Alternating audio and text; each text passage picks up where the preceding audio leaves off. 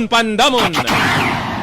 Wala kay kiyas ang 18 anyos nga batan-on nga taga Purok Napunungan, Barangay Tumanding, Arakan, North Cotabato, human nga naispatan sa kapulisan sa Police Station number 7 nga anaa kini sa General Santos City International Airport sa Barangay Fatima, General Santos City.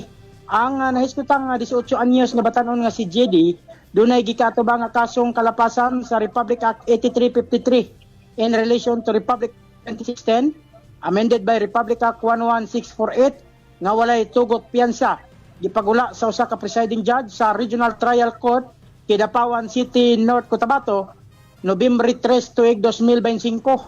Ang dinakpan ang wala na makapalag human nga gibasa ngadto kaniya ang o gipasabot ngadto kaniya ang iyang tawhanong katungod.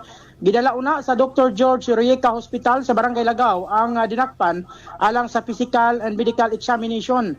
O didto gibalhog na sa police station number 7 sa Kasamtangan samtang ginahulat ang commitment order gikan sa Kidapawan City aron kini ang hingpit nga may balhin sa Kidapawan City Jail. Kini John, kapuso sa radyo. John. Unsa to nga Republic Act John 8353? 53. Unsa nga kaso na siya John? Mao ni siya ang kasong lugos. Okay.